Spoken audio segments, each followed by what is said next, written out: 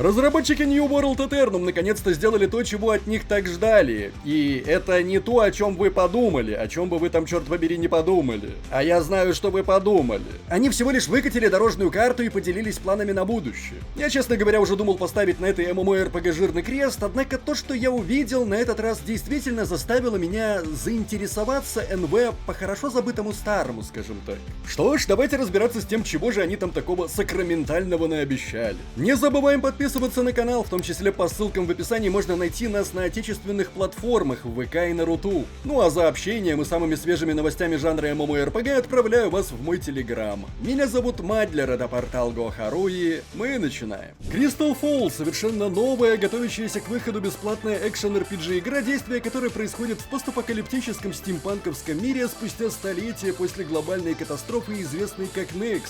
Игрокам предстоит примерить на себя роли различных гибридных героев и исследовать мир, наполненный руинами, подземельями и могущественными артефактами. На момент релиза в игре планируется 3 класса, каждый из которых сможет похвастаться своими древами прокачки, причем навыки в игре не учатся, а находятся как лут. Скиллы могут быть, что называется, разной рарности и тоже обладают собственными древами прокачки, а в некоторых и вовсе есть специальные ноды для вставки камней. В общем, простор для творчества любителям билдостроения обеспечен. Множество различных подземелий, богатый лор, бесконечная процедурная концовка, привычная многим любителям жанра системы сезонов и, конечно же, возможность торговать с другими игроками без каких-либо ограничений. Многопользовательский режим, разумеется, тоже в наличии.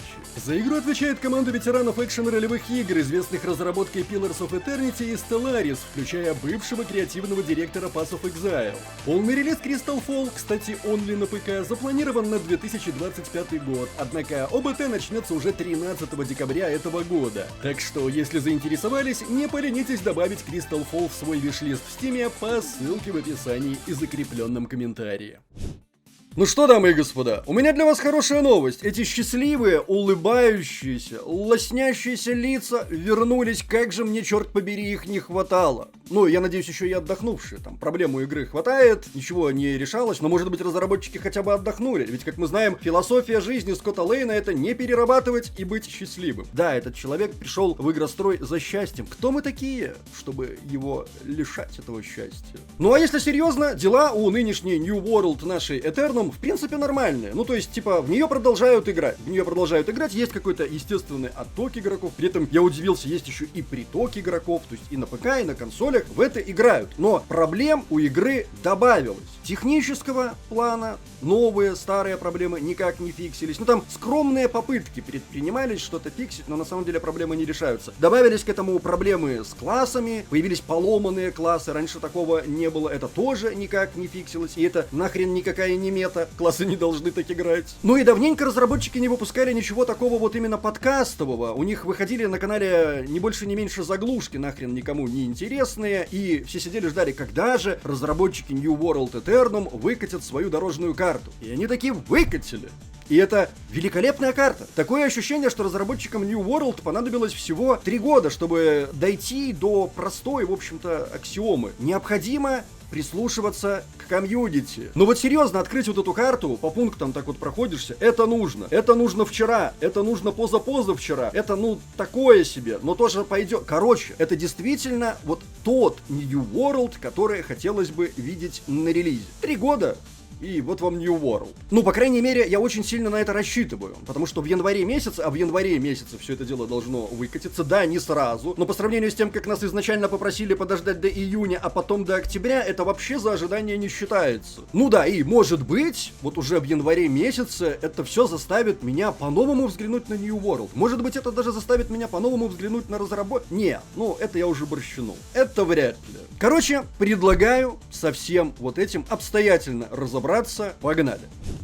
Итак, для начала про консольщиков, которые получат возможность поиграть в ознакомительную версию New World Eternum несколько часов. Если быть более точным, то Amazon расщедрилась аж на целых 4 часа. Ну, можно, конечно, юродствовать на эту тему, но на самом деле даже в том же Steam у вас меньше времени на ознакомление с игрой. Имеется в виду перед возвратом, если таковой будет. Так что я считаю, норм пойдет. Непонятно только, почему такого официального ознакомительного периода не будет для игроков на ПК. Непорядочек. Переходим непосредственно к дорожной главной карте, которая получила название Living Road Map и содержит 3 категории разработки игры. В январе месяце, как я уже сказал, в игре стартует новый 7-й по счету сезон, который должен будет привнести в игру, я не побоюсь этого слова, долгожданные изменения. В игре появятся временные так называемые сезонные серверы, первый из которых будет сосредоточен непосредственно на PvP. Насколько я понял, это будет реалом с постоянным PvP, специальными наградами за это самое PvP, с фулл дропом этих самых наград и какими-то там уникальными предметами. Больше подробностей разработчики обещают добавить в ближайшее время, поделиться этими самыми подробностями, но уже, вот как я это понял, да, они как будто бы экспериментируют с сезонными серваками, потому что сезонные серваки — это, в принципе, достаточно распространенное явление в жанре ММО, но у них они будут тематические. И вот, как я понял, первый такой эксперимент будет связан непосредственно с PvP-составляющей. И это, черт побери, охренительно, потому что, если уж на то пошло, PvP-потенциал у New World Eternum просто огромный. Дело в том, что никто всерьез не занимался раскрытием этого потенциала. И сейчас мы еще дальше это увидим по роудмапе. Создается ощущение, что происходит такой легкий разворот в сторону PvP-составляющей в New World Eternum. Ну, и вы понимаете, это не может не радовать. Идем далее. Вы не поверите, но Скотт Лейн, похоже, обрел счастье в чем-то другом, потому что в 7-м сезоне нас будет ждать новая карта для так называемого режима OPR, Outpost Rush. Это, напомню, по сути такой Battleground, то есть поле для битвы, которое немножечко косплеит осады, но в целом его можно, наверное, назвать PvPvE режимом. Есть несколько фортов, которые игрокам нужно захватить, удерживать и развивать, параллельно подкрабливая мобов, ресурсы и отбиваясь от других игроков. Последнее, конечно же, в приоритете. Ну, ни хрена себе, как говорится. Просто чтобы вы понимали, я думаю, игроки в New World не дадут мне соврать, Outpost Rush — это чуть ли не единственная по-настоящему живая хай-энд активность в игре. И вот игроки на протяжении последних 3 лет просили разработчиков: дайте нам новую карту в Outpost Rush. Нам надоело, она несколько поистрепалась, знаете ли, мы ее уже там до дыр затерли. Можно нам новую? Но разработчики на протяжении все тех же 3 лет от этого усиленно увиливали, мол, это не приносит нам счастья и все в таком духе. Но вопрос, видимо, назрел. Карта будет добавлена. Аллилуйя! Правда, не сразу. То есть в январе, когда стартует новый сезон, будет добавлено превью этой карты. Там что-то на выходных, можно будет ознакомиться, пощупать, и только после этого игра обретет новую карту для своего режима Outpost Rush. И понятно, что эта карта должна была быть добавлена уже очень-очень-очень давно, позавчера, как говорится. Но с другой стороны, хорошо, что этот ВОЗ хотя бы сдвинулся с мертвой точки. Это самый, что ни на есть, настоящий прогресс.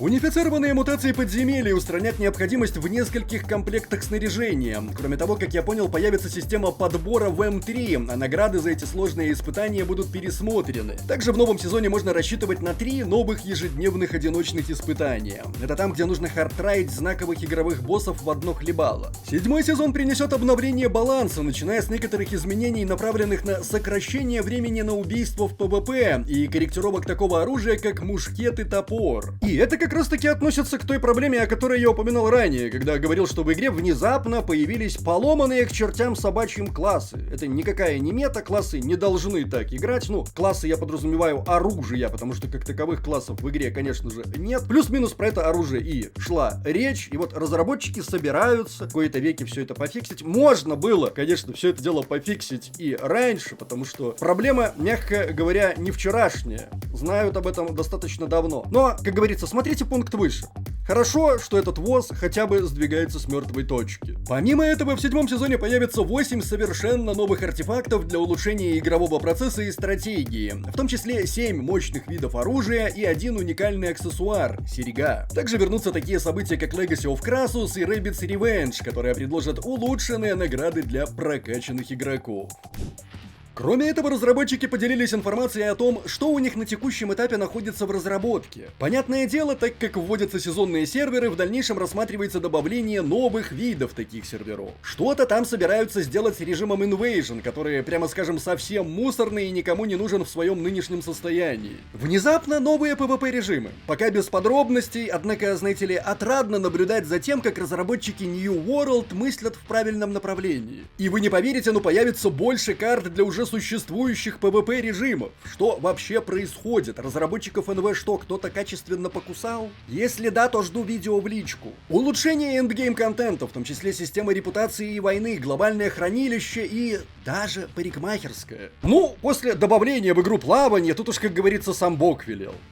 Добавим и парикмахерскую. Только давайте сразу договоримся все называть своими именами. Это будет самый настоящий барбершоп, а не какая-то там парикмахерская.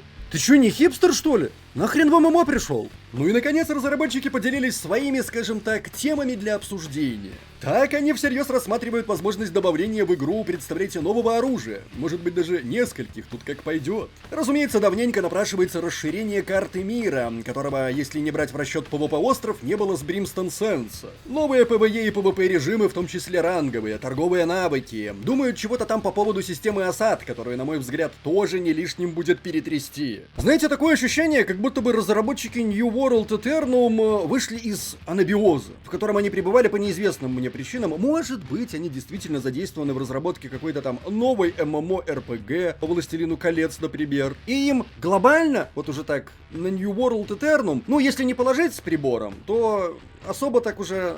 постольку-поскольку. Имиджевый проект, все такое, пока ничего своего больше нету успешного. Но в целом то, что они выкатывают вот такие достаточно перспективные роудмапы, говорит о том, что они хотя бы довольны октябрьскими результатами. Вот когда они там эту игру New World Eternum открыли для игроков заново, в основном, конечно, для консольных игроков, но в том числе не без скандала и для ПК. И на мой взгляд, уже у New World Eternum получилось застолбить за собой такую вот нишу, что ли, на рыночке. То есть есть люди, которые в любом случае будут играть в New World Eternum. Это их MMORPG. Получится ли у них зайти на более широкие пласты аудитории? Ну вот видите, они пытаются экспериментировать. Сейчас заходят на PvP игроков, да, то есть вот, у меня лично вызвало интерес. Вот это вот в январе я пойду и посмотрю этот PvP сервак. Будет интересно, мне кажется. И я уверен, некоторое количество PvP игроков тоже пойдут и посмотрят. Ну и что я вам могу сказать? Если они продолжат свои эксперименты, вот такие вот целенаправленные, и продолжат прислушиваться к аудитории хотя бы время от времени, то, может быть, в таком случае New World Eternum и не закроется нахрен через пару лет. На мой взгляд, она собиралась это сделать, прям целенаправленно. Таким образом, я не знаю, как вы, а я все же, наверное, схожу в январе месяце и посмотрю, как все это дело играется. Потому что октябрьский фреш-старт, хоть и не был провальным, но лично меня в игру вернуть не смог. Я прокачался до 35 уровня и понял, что тупо устал, тупо не вывожу. Может быть, под новым PvP соусом New World Eternum заиграет для меня свежими красками. Но, кстати, вы можете даже не ходить. Потому что что? Правильно. Мы здесь для того, чтобы держать руку на пульсе, а вас в курсе. Не забываем, как всегда, традиционно поставить лайк или дизлайк этому видео, поделиться им с друзьями, оставлять свои комментарии, прожать колокол, чтобы быть в курсе выхода нового контента, и подписаться на нас везде, если еще не подписаны. С вами был Мадлер, это портал Go.ru. Еще услышимся.